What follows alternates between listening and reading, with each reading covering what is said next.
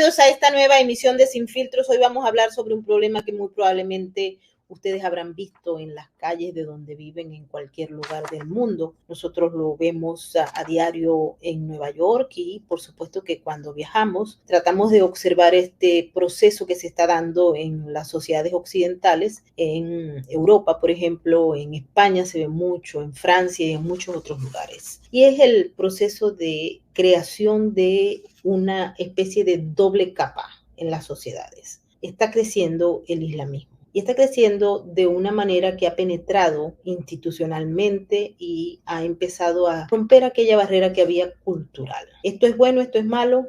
¿Esto afecta o no afecta? Vamos a buscar algunas respuestas, vamos a recoger algunas expresiones y opiniones de lo que está pasando en Europa, porque es extremadamente preocupante y les digo, aquí en la ciudad de Nueva York es muy preocupante. Pero antes de darles contexto de todo esto que vamos a discutir hoy con un panel extraordinario, quiero saludar a toda la gente que hasta ahora se une a nuestras diversas plataformas. Quiero saludar especialmente a todos nuestros amigos de Distrito TV en España, igualmente a todos los miembros de nuestro canal de YouTube y nuestras llaves azules y a los miembros que se han suscrito a nuestro canal de Rumble. Bienvenidos todos y por supuesto a nuestros seguidores de las redes sociales. Vamos a darle la bienvenida a nuestro panel para empezar a discutir este tema tan interesante. Profesora Hannah Serroft, que ya ha estado con nosotros en múltiples oportunidades y que maneja muy bien este tema. Bienvenida. Hola, ¿qué tal? Y bienvenido mi colega y amigo Alberto de Filipis, también lo han visto por acá. Bienvenido. Hola Maybord, un saludo a tu invitada y como siempre es un placer estar aquí contigo. Estamos hablando de un incremento del islamismo y el fundamentalismo islámico. Vamos a hablar sobre esto porque hay mucha gente que está confundida y otros están muy preocupados. Esto va contrario al pensamiento occidental porque se ha visto el crecimiento, se ha visto el comportamiento de grupos que no son capaces de integrarse a las sociedades a donde están, sino que guardan prácticamente una forma de existencia en la que cohabitan y desprecian al país que los recibe. Lo vemos aquí en la ciudad de Nueva York porque hay como especie de guetos creados por ellos mismos donde estas personas que llegan no se integran, no comparten y todo lo contrario, muchos de ellos y esto quiero que lo aclaremos, el fundamentalismo, es decir, el radicalismo, hace que de ellos brote un odio o un desprecio hacia la formación del Estado que los está acogiendo. Hay otros que han logrado pasar esa barrera y por supuesto se han integrado porque no son radicales. Quisiera que empezáramos esta conversación con Hannah y luego vamos a pasar con Alberto. Adelante. Bueno, como bien has dicho, ha habido un flujo en lo largo de la historia de la inmigración global, ¿no? Donde han habido procesos de adaptación, donde se ha reconocido el lugar donde uno ha llegado y ha podido convivir y vivir plenamente y donde no se ha creado la idea del ellos y nosotros. Ahora bien, en el momento que los países como Egipto, en países como Argelia, por poner ejemplos, ¿no? Donde grupos de hermanos musulmanes, miembros de hermanos musulmanes, miembros de organizaciones islamistas fueron perseguidos, encarcelados, estos cuando huyeron donde encontraron el refugio y donde encontraron la protección y la posibilidad de expandir y de volver a estructurarse como organizaciones, fue justamente en Europa, fue en Estados Unidos, fue en Londres, porque pues llegaron en procesos de asilo político, porque apelaban a una persecución política. Egipto intentó erradicar la organización de hermanos musulmanes, así como pues los wahabitas también en sus contextos, y en cambio la democracia occidental no era consciente de lo que suponía esto. Estos flujos que llegan con la inmigración no llegan con la idea de integrarse, no llegan en un proceso migratorio económico, de desarrollo de un proyecto personal, sino con el proyecto de expandir, de arraigar un modelo político, social, que va en contraposición de la democracia. Ahora bien, quiero utilizar la democracia y las fisuras de la democracia para penetrar en las instituciones y tener un reconocimiento y peso en estas propias instituciones. Es decir, de aquella sociedad que la acoge se quiere basar en ella para su existencia y su expansión.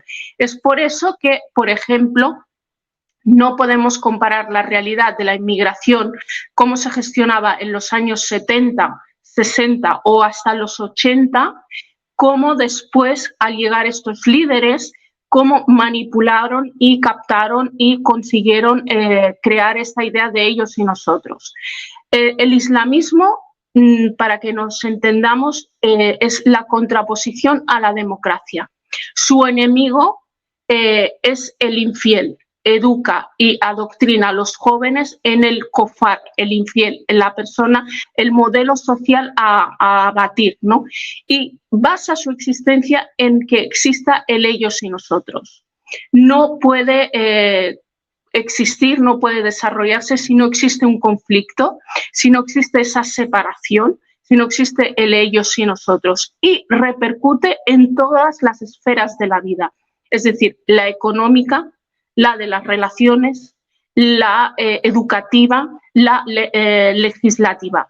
Por lo tanto, yo me atrevería a decir que aquellos que amparan en lo que en nuestro país, por ejemplo, en la Constitución reconoce la libertad de culto, ellos no son una corriente de culto, no es una fe, no podemos medirla y afrontarla como un elemento de fe. El islamismo es una corriente política totalitaria, violenta, que su anhelo es la dominación del mundo, es ser la contraposición a la democracia. ¿Y en qué ha basado sus éxitos? Donde ha fallado el Estado, donde hay fisuras en la democracia, ellos han estado ahí.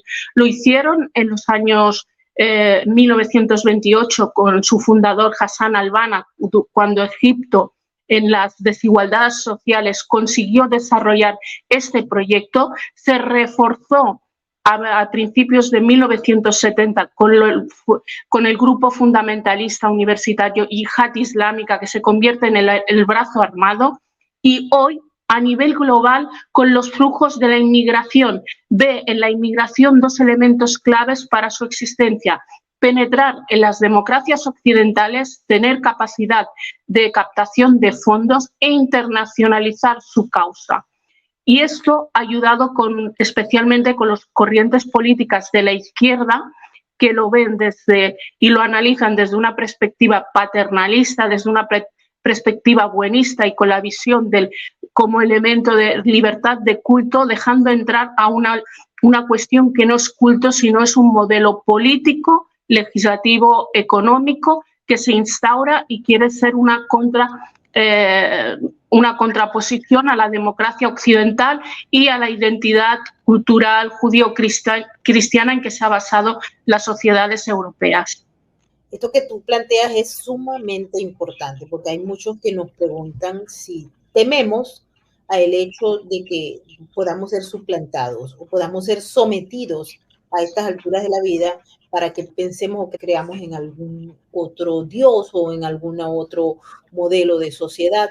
Quiero escuchar atentamente lo que nos va a plantear Alberto. Él está en Francia, en París en estos momentos, y ha estado estudiando, pero viendo el problema, viendo el proceso que se ha dado en Francia, que es muy interesante. Yo estuve allá estudiando por muchos años y vi una parte de ese proceso, pero él lo tiene completo. Adelante, Alberto. Ahora, quería decir que después del pogrom antijudío cometido por Hamas el 7 de octubre en Israel, hubo muchos eventos antisemíticos en Francia. Y la paradoja es que estos cientos de ataques se han multiplicado desde el 7 de octubre, es decir, desde el ataque de Hamas, no desde la respuesta de Israel. Otro problema es, sí, efectivamente los flujos migratorios han traído aquí mucha gente que no quiere que quiere vivir del sistema francés, que es uno de los más generosos en el mundo, pero que no quiere integrarse y quiere la Sharia, es decir, la ley islámica. Y quiero decir también que la laicidad, el concepto de la laicidad está inscrito en la legislación, en la Constitución francesa. Es decir, en otros países hay un Dios, se respeta la religión. Aquí la laicidad es ley. Y me gustaría contaros también que un problema más es que las personas o muchos de estos radicales son franceses nacidos en Francia. Sin embargo, un evento que no es claramente antisemita, pero que ofrece el sentido de la atmósfera que respiramos aquí en el Hexágono, en Francia, ocurrió el sábado pasado. Estamos en Crépol, es un pequeño pueblo, 500 habitantes, en la región de la Drôme, en el sur del país. Bueno, un lugar sin historia en la profunda provincia. El municipio organiza una fiesta en un lugar donde en general no pasa nada. Hacer estas fiestas cuesta dinero. Las arcas de los municipios están vacías, no hay esta oportunidad, esta posibilidad, pero el maire, el alcalde de la ciudad, de la pequeña ciudad, este año quiere hacer una fiesta. Sin embargo, alrededor de la medianoche, cuando la fiesta ya está volviendo al final, algunos jóvenes comienzan a reunirse frente al salón. 2, 3, 4, 10. Habrían sido rechazados en la entrada al comienzo unas horas antes por estar armados y por no tener el tiquete de entrada, por no haber pagado 4 euros para entrar. Repito, en cierto momento los delincuentes salen los cuchillos y comienzan a apuñalar las personas al azar. Y gritan, muchos de ellos, vamos a matar los blancos, vamos a matar los franceses. El resultado será un chico muerto, 17 heridos, 4 están prácticamente casi al final de su vida porque están arriesgando, podrían no sobrevivir. Unas horas más tarde, los servicios especiales, los cuerpos especiales, como 50 o 100 policías, entran en uno de los barrios complicados, como se definen aquí, un barrio musulmán, y empiezan a identificar y arrestar estos chicos que no han ni siquiera, que han puesto algunos de esos videos en las redes sociales. Han sido tan tontos que prácticamente han ofrecido la posibilidad de ser identificados. Ahora, los asesinos, hemos dicho, huyeron, son todos de un distrito difícil de una ciudad vecina. Al comienzo, los medios mainstream han tratado este hecho como una serpiente de verano. En el periodismo, una serpiente de verano es un evento que no es tan importante. Sí, un evento importante de un día, pero no tiene ninguna recaída, ninguna importancia social. Y en realidad así no es, porque efectivamente todos son de un barrio muy específico donde normalmente la policía no entra, no quiere entrar porque no pueden asegurar la seguridad ni de los policías, que se puede entender que representan al Estado, no pueden asegurar la seguridad de los bomberos, no entran los bomberos, no entran las ambulancias porque tienen miedo a ser atracados, a ser violentados con piedras, con cuchillos.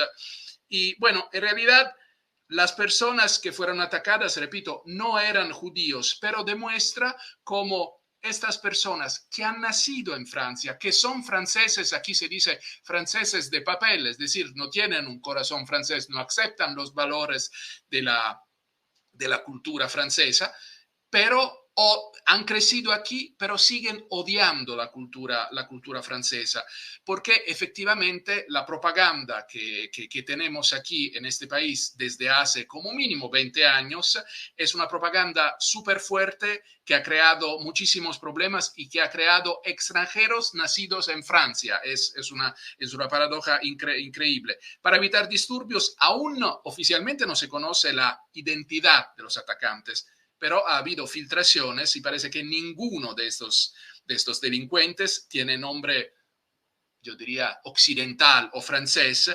Quizá, repito, sean franceses por nacionalidad, pero todos son de origen musulmana. las presas republicanas han saltado y si quieres hablaremos de esto en los próximos intervenciones. Sí, es importante lo que tú planteas, Alberto, porque ahí hay un desmantelamiento de lo que es la parte de la cultura occidental. Lo que planteas es muy claro, es un ejemplo de ello, y ya nos vamos con Hanna. Está la utilización de los mecanismos de violencia para suplantar al Estado.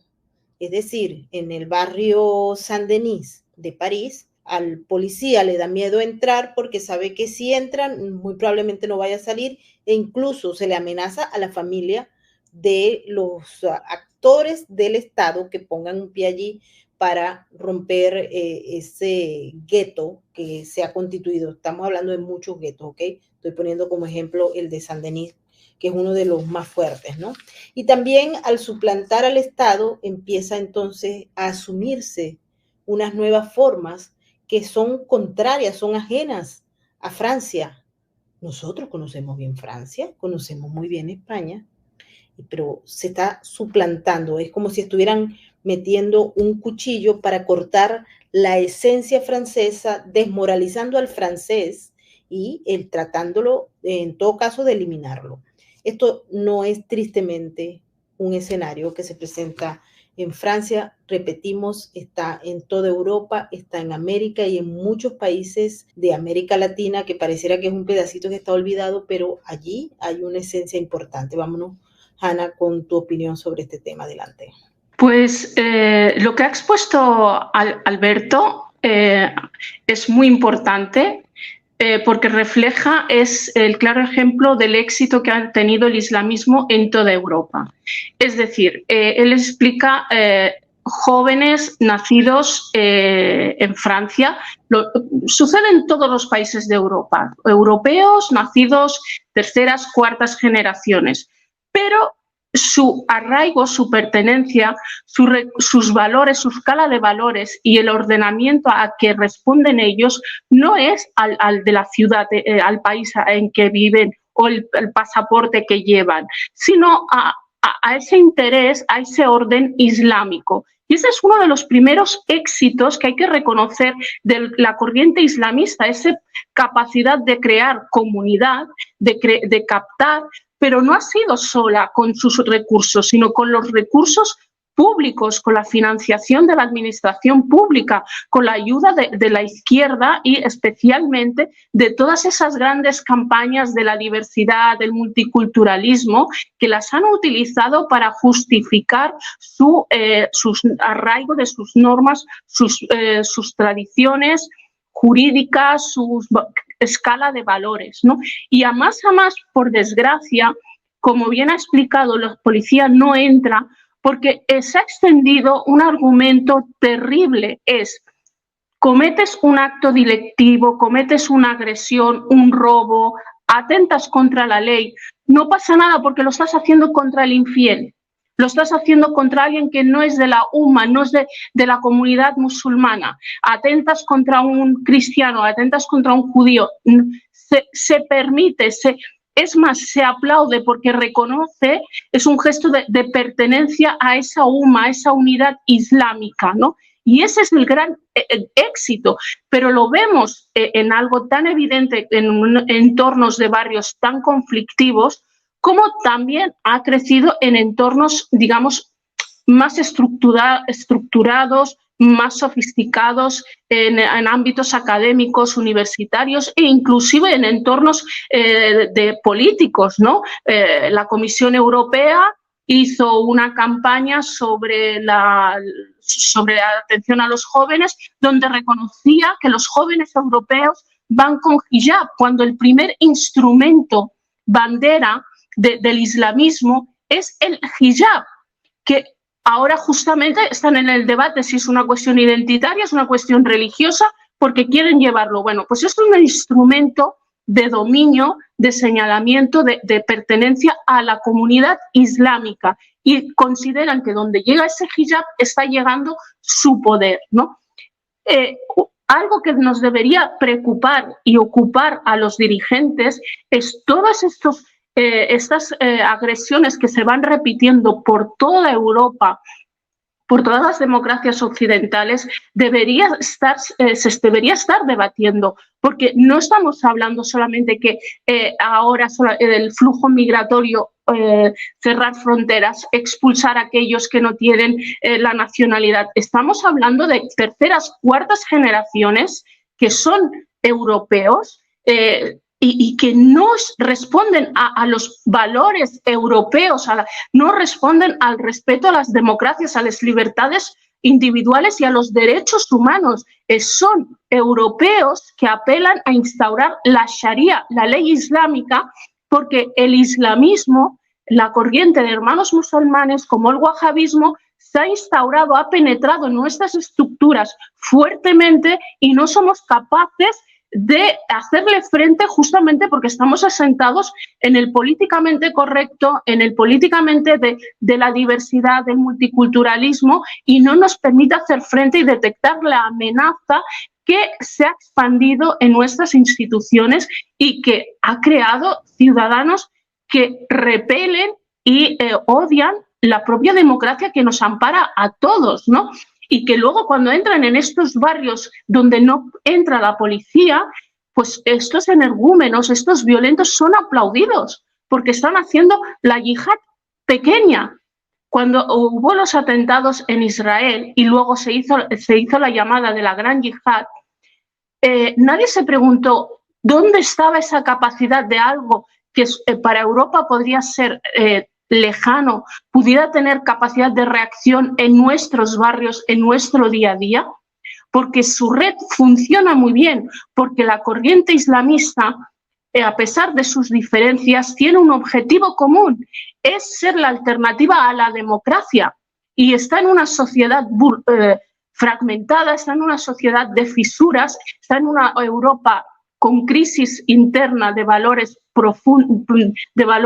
en lo más profundo de su personalidad heridos, y consiguen penetrar. Y por ello la yihad local, la yihad del diario les funciona. Y entonces no nos hemos de sorprender. No nos podemos sorprender. Fíjense que hay un caso que quiero analizar con ustedes, ¿no? Porque en la medida en que hemos venido desarrollando y observando todo este proceso de islamización, de fundamentalismo en Europa y en Estados Unidos, hemos visto también cómo miembros de estos grupos, de estas comunidades que se han ampliado, empiezan a ocupar cargos públicos. Y muchos de esos que ocupan cargos públicos desprecian profundamente el país que se supone están representando. Aquí en Estados Unidos tenemos miembros del Congreso que desprecian la bandera y a los Estados Unidos. Y así queman banderas, así destruyen y desmoralizan a la gente. Y pues ahora se ha puesto de moda que si llevas una bandera de los Estados Unidos entonces te ven mal. Así estamos. En Europa pasa lo mismo, con, bueno, muy cortas excepciones. Vimos lo que está pasando en España, que la gente ha sacado las banderas de España. Y eso es como un despertar, ¿no? Ni siquiera quiero hacer referencia a ese tema, pero hay gente que no puede sacar su bandera. Lo cierto es que estos grupos están logrando poder político. Aquí en Estados Unidos hay fiscales, hay jueces, hay representantes al Congreso, gobernadores, alcaldes, es decir, están pisando, y eso indica toma de decisiones contrario a los Estados Unidos, en el caso de los Estados Unidos, contrario a Francia. Quiero escuchar la posición de Alberto en este sentido, porque en Marsella ha pasado algo así, bueno, en muchos otros lugares, pero Marsella es un tema que creo que tenemos que estudiar adelante. Sí, bueno, permíteme decir lo que me ha dicho un querido amigo argelino musulmán. Vine a Francia para dejar atrás la mierda del fundamentalismo islámico y la encuentro aquí y los franceses no lo entienden. Uno de los problemas es que, por ejemplo, muchos de los predicadores, de los imanes que recién llegados en Francia, simplemente no hablan francés y sus mensajes no son controlados por las autoridades. Después hay países como Qatar, por ejemplo, que además de realizar enormes inversiones, especialmente en el campo inmobiliario, también operan para mejorar su imagen. Tú querías hablar, obviamente, de Marsella, pero si me permites 30 segundos hablar, por ejemplo, del fútbol. por ejemplo, al comprar el equipo de fútbol del Paris Saint-Germain, que se transformó en un acorazado que gana un campeonato francés tras otro, comprando campeones sin respetar ninguna regla financiera, porque Qatar juega sucio. Es decir, muchos jugadores, como sucedió con el Neymar brasileño, son comprados por equipos catarines que no tienen que respetar las reglas financieras europeas, y luego estos equipos ofrecen los jugadores al PSG de forma gratuita. Con esta diplomacia del fútbol, el PSG ha aumentado su fanbase y Qatar no solo ofrece un equipo que efectivamente gana a los tifosos, a los hinchas, ha instalado organizaciones, escuelas coránicas y otros organismos en los barrios pobres de Francia. El problema de Francia, por ejemplo, como de muchos otros países, es de los políticos y la gente de poder que se deja comprar.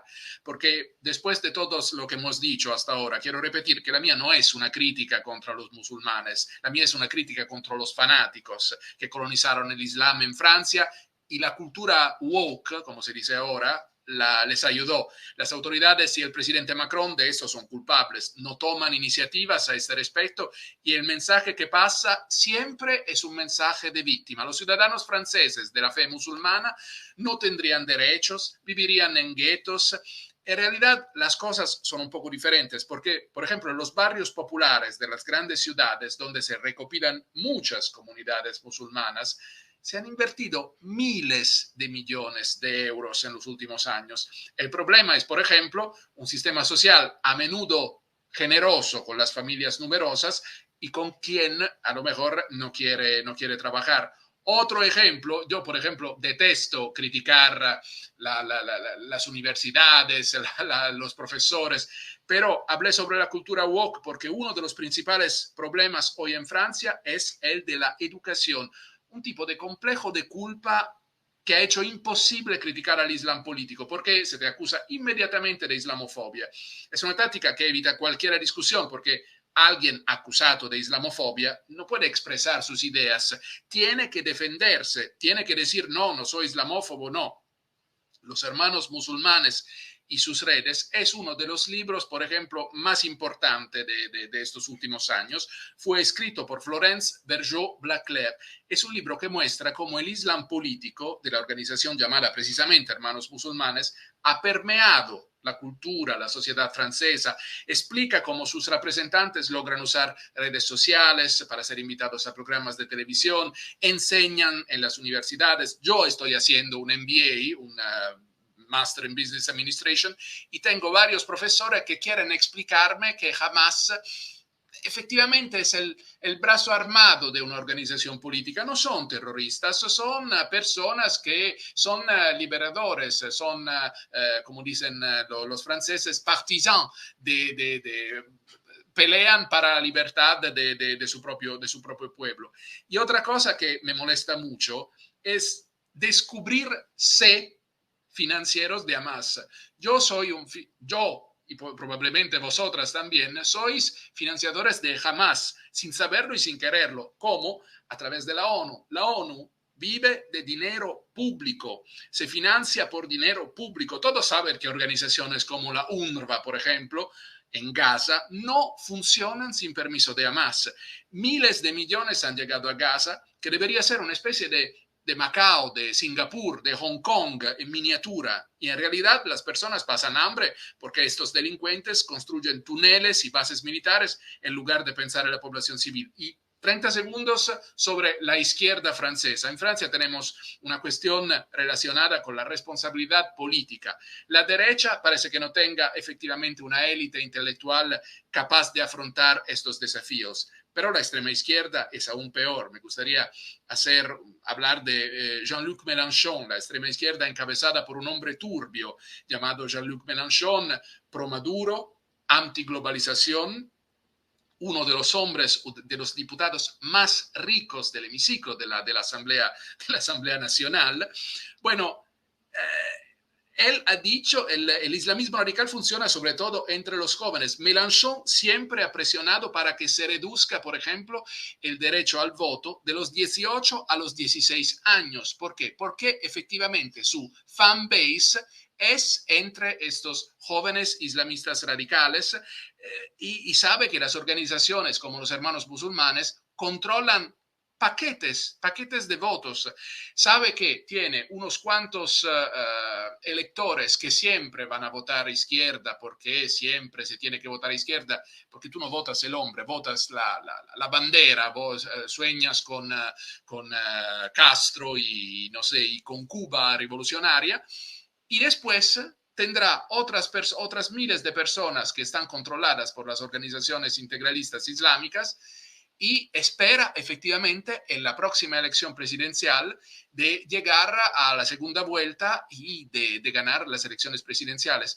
Y es muy arriesgado decirlo, pero la última vez le faltaron 400.000 votos. Ahora está hablando en contra de Israel y en favor de los musulmanes de Francia y no quiere definir, por ejemplo, Hamas como una organización integralista. Efectivamente podría encontrar los 400.000 votos que le faltaron la última vez en las próximas elecciones y ahí sí que podría ser un problema con un presidente así, presidente de uno de los países más poderosos y grandes y importantes del mundo. Muy interesante que lo que estás planteando, porque si él llega al poder, hay muchos modelos de los que estamos viendo en Francia que se están desarrollando en otros países. Si se llega al poder y ya se toma un país tan importante como Francia, aquí en Estados Unidos hay experiencia sobre el tema y han avanzado muchísimo. Y en América Latina es un tema que hemos estudiado mucho acá con expertos latinoamericanos, porque allí está no solamente el modelo de financiamiento propio para estos movimientos, sino también está el sustento que se exporta a muchos países, ¿no? Quisiera con Hanna que nos hablara, porque aquí estamos planteando, Alberto lo ha explicado muy bien, el tema del voto. El voto es sumamente importante. En esta semana que concluyó se discutió en Estados Unidos, en 2 cámaras diferentes, el tema de la apertura de fronteras que se ha dado durante la actual administración, cómo han llegado estas personas en masa, llegan de cualquier país del mundo, hay gente que viene de Yemen hasta chinos, iraníes, de cualquier país del mundo, son 70 países en los últimos meses y vienen muchos islámicos, de varios países islámicos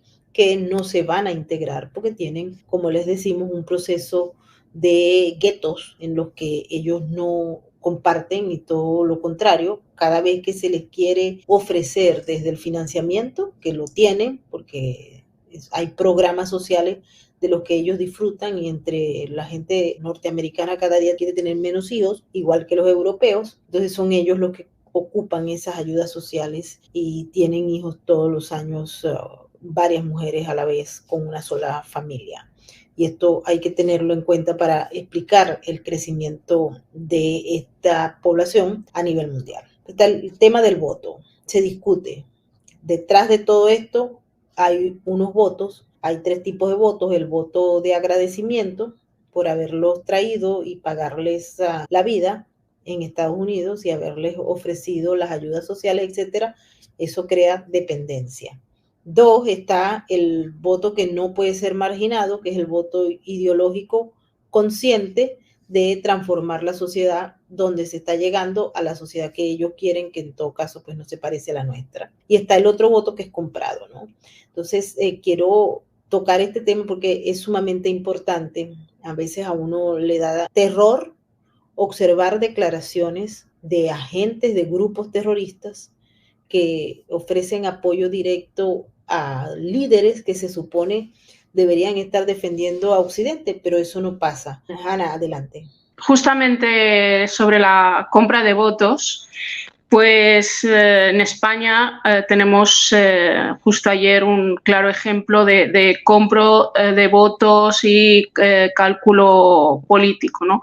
El Sánchez, el presidente del gobierno de España, estuvo de visita oficial en Israel y, bueno, tuvo unas palabras, pues en un contexto como el que vivimos actualmente, totalmente desafortunadas. Yo como española no me siento representada ni mucho menos, especialmente teniendo en cuenta las familias que han perdido sus seres queridos, que les han secuestrado sus bebés.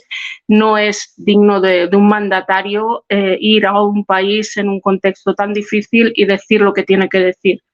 Tal fue el mensaje que hoy nos hemos despertado con la felicitación directa a Sánchez, al presidente del Gobierno de España, recibir la felicitación de Hamás.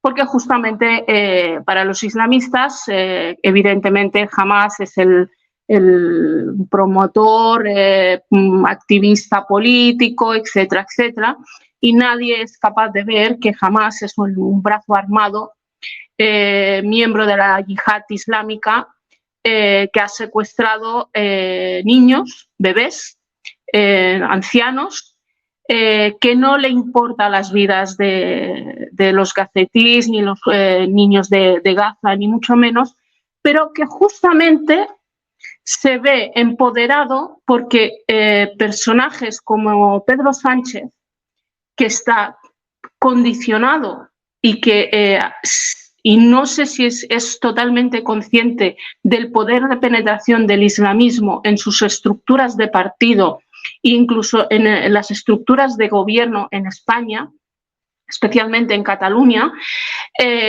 pues tiene esta posición tan radical de llegar a recibir esta felicitación de Hamás. O sea, hemos recibido una felicitación de un grupo terrorista. Yo no sé, la historia reciente de España, no sé qué presidente del gobierno le hubiese gustado recibir una felicitación del grupo ETA. No lo entiendo, ¿no?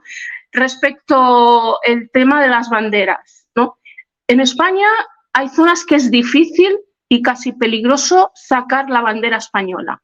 Yo vivo en una zona donde se rechaza de lleno todo aquello que es de la unidad nacional española, porque hay una parte del movimiento independentista catalán muy virulento, ¿no? Pero en cambio se felicita, se aprueba que se saquen las banderas de Hamás, las banderas de Palestina, e inclusive, pues incluso a algunos les hace gracia la bandera del Estado Islámico de Al-Qaeda, ¿no? Hasta este punto hemos llegado, ¿no?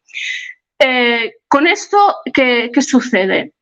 Que la penetración en la política, ¿no? En las formas, mecanismos de ganar estos votos, ¿no? a individuos que no tienen cultura democrática, no tienen cultura de participación política, llega a tales extremos como que tenemos una organización islamista que tiene vinculaciones de financiación a grupos armados terroristas, que es la que lidera y la portavoz de la Comisión Islámica de los Españoles, ¿no?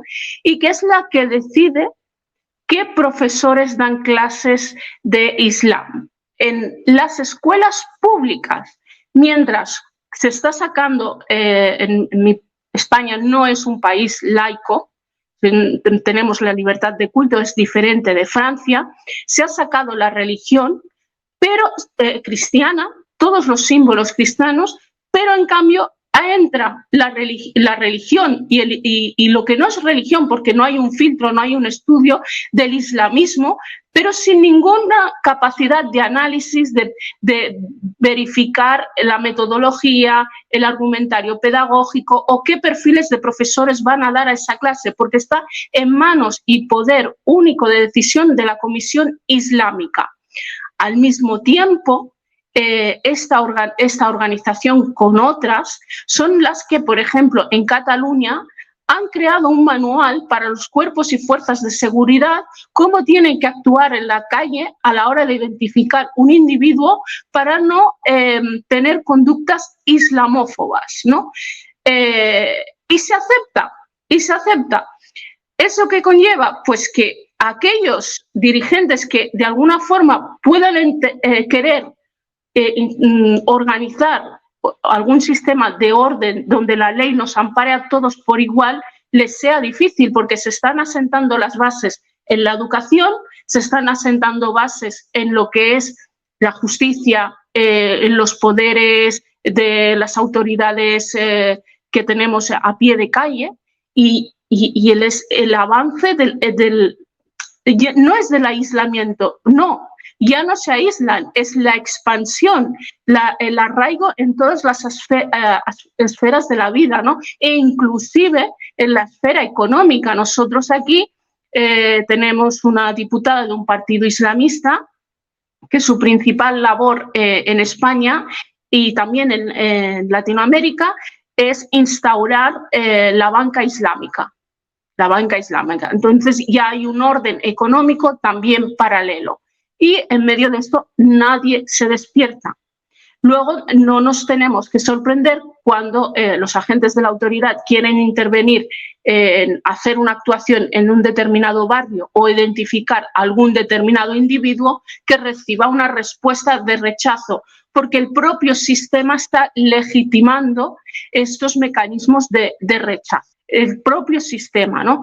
Y evidentemente el que Sánchez, el presidente de España, haya recibido la felicitación de un grupo terrorista como es Hamás, nos pone en clara evidencia en manos de quién estamos y hasta qué punto hemos llegado, ¿no? El poder de influencia de la hermandad musulmana, sus diferentes tentáculos ideológicos, culturales, educativos y económicos están abordando en todos los países democráticos, en este caso especialmente Europa. Estados Unidos tiene zonas realmente que empiezan a estar perdidas, y en este caso quiero recordarme de Vermont, el estado de Michigan, ¿no? O, por ejemplo, recientemente un estudio que me hicieron llegar sobre Perú, donde empiezan a haber escuelas coránicas, ¿no? Ya las escuelas coránicas se está convirtiendo en algo como un mal menor, se ha aceptado porque no hay esa conciencia de lo que supone. Hemos normalizado que una niña de 5 años vaya totalmente vestida de negro. ¿Dónde está el derecho de la infancia, que dice uno de sus pilares es que el derecho a la construcción de la identidad libremente? Lo estamos obviando, O es, señores, ¿a alguien les parece que una niña de apenas 5 años, su ilusión es vestir de negro totalmente? No les estoy hablando de Afganistán, no les estoy hablando de Irak, no les estoy hablando de Siria, les estoy hablando de España año 2023, les estoy hablando de Europa en el año 2023. Y eso hacen de ello una bandera, porque cada hijab, cada individuo que captan, cada individuo que nace en Europa y es miembro de la hermandad islámica, es un triunfo de ellos. Insisto, no estamos abordando una cuestión de libertad de culto. La libertad de culto, no, estamos hablando y estamos enfrente a una corriente política totalitaria, violenta, que su enemigo es el infiel, la democracia occidental. El ataque a Israel es un ataque a un país democrático, de una organización islamista que, como base de fundamento de ella, es que no puede existir el pueblo judío, no puede existir Israel. Y le es indiferente que dentro de Israel hayan realidades diversas, que hayan ciudadanos de confesión judía, ciudadanos de confesión musulmana o cristianos. Es ese elemento vertebrador de las diferentes corrientes que, aparte de sus diferencias, les une el que tienen un enemigo en común, que lo identifican, que es el occidental, la democracia occidental. Y que cuando ven peligrar esa red de alianza, como podía suceder en los acuerdos que iba a mantener Israel con Arabia Saudí, con Marruecos, se iban a consolidar, se reactiva de la forma más virulenta.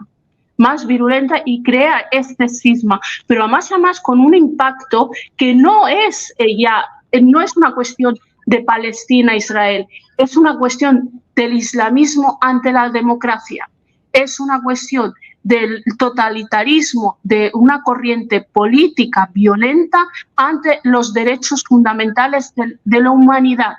Sí, y eso hay que hacerlo entender, porque el tema está en que los medios de comunicación lo tapan, lo explicaba Alberto, y el sistema educativo lo expande. Te pregunto, Alberto, porque esto hay que tocarlo muy bien para que la gente que nos está viendo pueda entender la gravedad del problema. ¿Existe en Francia hoy por hoy la capacidad de revertir este proceso? ¿O tú crees que ya es muy tarde y terminará convirtiéndose ese país tan bello que nosotros queremos tanto en una especie de califato?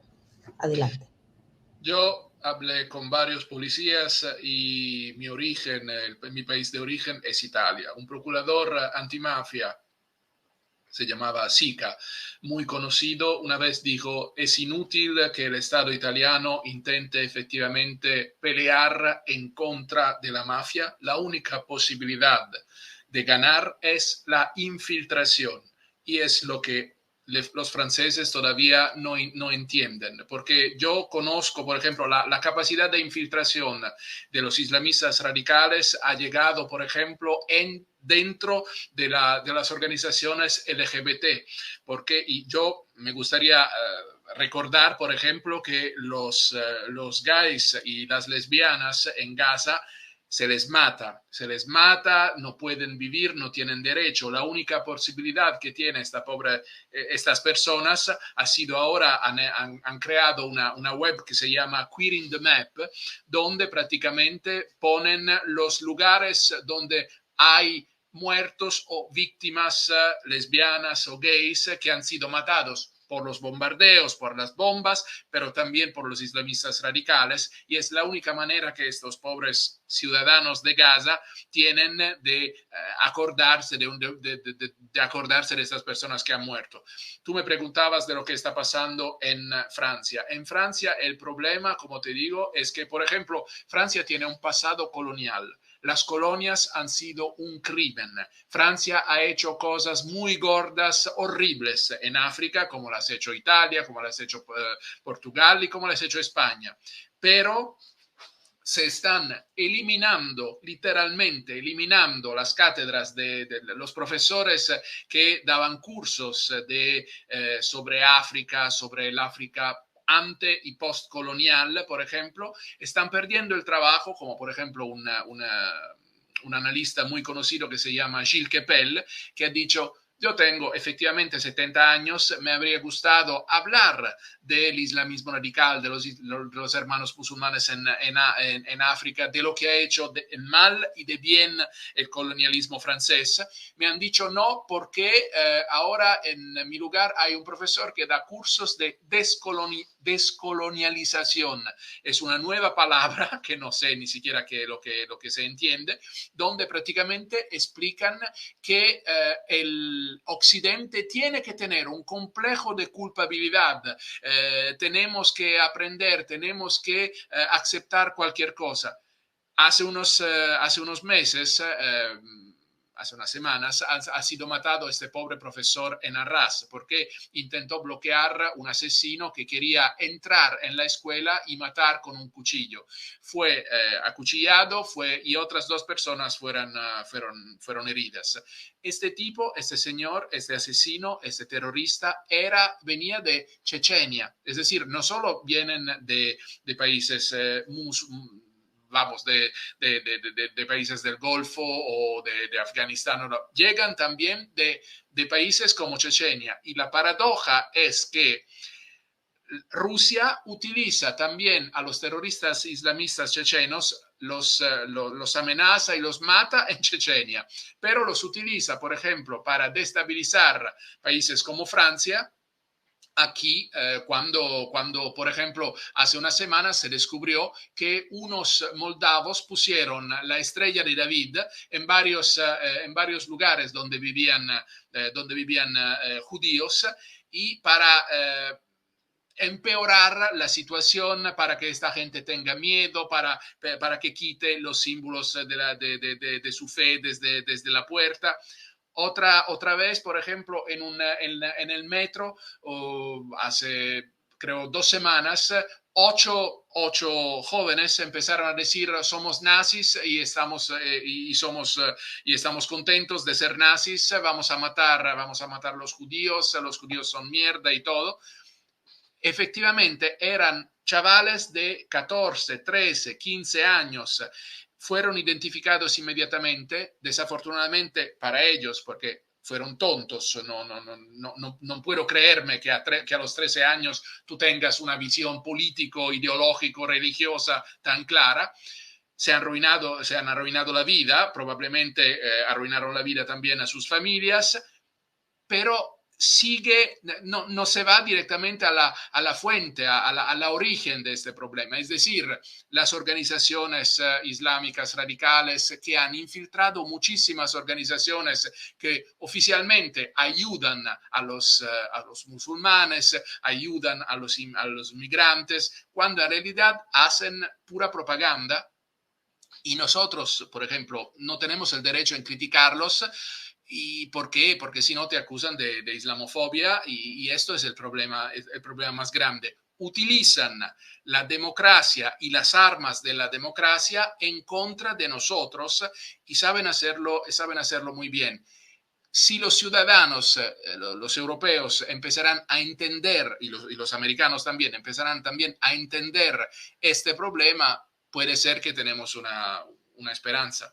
Sí, pero el asunto está en cómo hacer para que ellos entiendan. Hanna, adelante. Pues esa es una gran pregunta, pero nosotros, al menos desde mi país, España, tenemos un grave problema a nivel de educación. Esta idea de la descolonización o algo, esta nueva corriente también la tenemos aquí. Forma parte de una corriente de cancelación total. O sea, esta inseguridad que se ha sentado en las sociedades occidentales, ¿no? Y en Europa, ¿no? Del complejo de lo que somos, de nuestro pasado, hace difícil que uno tenga claro cómo afrontar, gestionar el presente y afrontar y diseñar el futuro, porque está claro que hay una población europea nacida aquí. Yo siempre pongo, pues que me pongo de ejemplo. Yo tengo 50 años, soy nacida en Barcelona de padres inmigrantes marroquíes, ¿no? Entonces, imagínense ustedes cuántas generaciones ya han nacido aquí y que la cuestión no se va a solventar con la expulsión, es una cuestión de la crisis del modelo de sociedad, ¿no? Tenemos 2 frentes. La desigualdad social a nivel europeo es importantísima, la desafección a las instituciones, el sentimiento de arraigo a unos valores de la propia población europea es grave, es una desafección fuerte. Esas son las fisuras por donde entra el islamismo y se encuentra ante una sociedad débil, ¿no? Europa está tocada. Europa tiene que replantear realmente su proyecto propio de su base, de qué futuro, entender el presente que tiene para poder diseñar el futuro, y no se está haciendo, no hay un consenso, ¿no? Yo creo que actualmente, como están las estructuras europeas, las administraciones no están siendo útiles, están alejadas de la realidad europea. Por otro lado, los países tienen, para mí, 2 frentes, ¿no? Esta cancelación identitaria, la desigualdad social importantísima, la pobreza severa, que lleva a una población, pues evidentemente que no está pendiente de lo que sucede a su alrededor, sino que está pendiente si puede comer o no. Estamos hablando de europeos que no tienen garantizados los recursos básicos, las necesidades básicas, y en medio de esto están actuando diariamente estas organizaciones, estos islamistas, porque han encontrado el nicho perfecto para ir expandiendo, ¿no? En medio de esto, pues los que deberían ser nuestros referentes intelectuales en las universidades, en los centros académicos, esta corrección política, este multiculturalismo, esta izquierda complejada, lleva a cancelar, ¿no? Como bien ha explicado Alberto, ¿no? Profesores que están siendo expulsados de dar su cátedra en aras de lo que es políticamente correcto, lo que queda bien, ¿no? Esto añadido a un mundo donde no existen las distancias, o sea, hoy el ejemplo lo tenemos ahora mismo, ¿no? Tú desde Estados Unidos, desde Francia y yo desde España, pues estamos aquí conversando, pues tenemos que empezar a entender que para que este diálogo en estas distancias sea coherente, sea fluido, sea útil, tenemos que tener un entorno, tenemos que tener una proximidad mucho más sólida y más consensuada, más sólida, ¿no? Y eso no se está dando, ¿no? Entonces, el islamismo, mientras no hayan estados fuertes, no hayan unas cuestiones como, no me gusta decirlo porque en mi país es anticonstitucional decir prioridad nacional, pero sí una cuestión sobre la mesa, ¿no? ¿Cuáles son las prioridades de nuestro país? ¿Cuáles son las prioridades de la sociedad? Mientras esto no lo tengamos claro y vayamos desviando fondos a cuestiones ideológicas que no nos pertañan, ¿no? A darle lincho a una corriente política, esta irá ganando terreno, ¿no? Y espero no tener que vernos en Europa, como está sucediendo en Francia, si no es así, corrígeme Alberto, como es el grupo Les Démocrates Islamiques, ¿no? Los demócratas islamistas, ¿no? Un grupo político islamista, ¿no? Pues aquí en España llegará, en Italia también, Hermanos Musulmanes está fuertemente también arraigado con su dinero en ciertas organizaciones islamistas, como en Alemania, como en Bélgica, ¿no? Entonces, ya es una cuestión de emergencia y de falta de hacer frente común y de revisar las prioridades que tiene el continente europeo y nuestros dirigentes. Así es, Alberto. Estos son los últimos minutos que nos quedan de reflexión sobre este tema que sin duda alguna tenemos que seguir tratando. Yo quisiera que plantearas el modelo que Ana ha señalado y que el juicio se repite, porque es que se repite. Aquí en Estados Unidos también pasa lo mismo. Aquí hay movimientos islámicos que van desde el acecho a los líderes políticos que no les dicen sí a todas sus peticiones. También hay un lobby, porque en Estados Unidos los lobbies son muy fuertes y como hay dinero, se pagan a los mejores lobistas para lograr cambios de leyes, para lograr órdenes ejecutivas, para acercarse al poder y tomar decisiones. Adelante, Alberto. Bueno, en Europa también hay lobbies y el problema es que como mínimo yo tengo la impresión cada vez que voy en Washington, que regreso por ejemplo a Estados Unidos, que los lobistas americanos están un poco más controlados. Ana habló, por ejemplo, de esta campaña que se hizo por el hijab hace unos años, hace un par de años. La campaña fue lanzada por una organización islamista. La directora de esta organización turca era y es la hermana del presidente Erdogan. Es decir, no podéis decirme que la hermana de un dictador reconocido como el presidente Erdogan pueda efectivamente lanzar y hacer con dinero público, porque quiero decir que es dinero público, cioè lo pago yo con mis impuestos también, esta campaña la pagué yo con mis impuestos, no se puede continuar.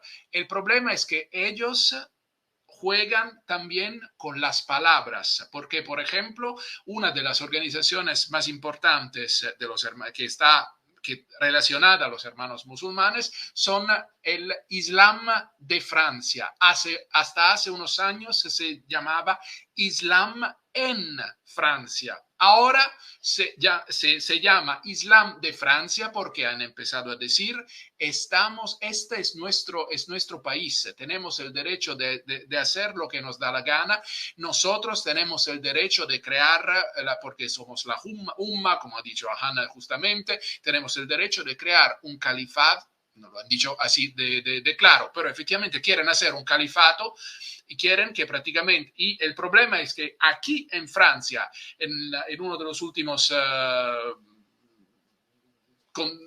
los periodistas descubrieron que como entre el 37 y el 42% de los jóvenes creen que la ley del hombre tiene que estar debajo de la ley de Dios, debajo de la Sharia.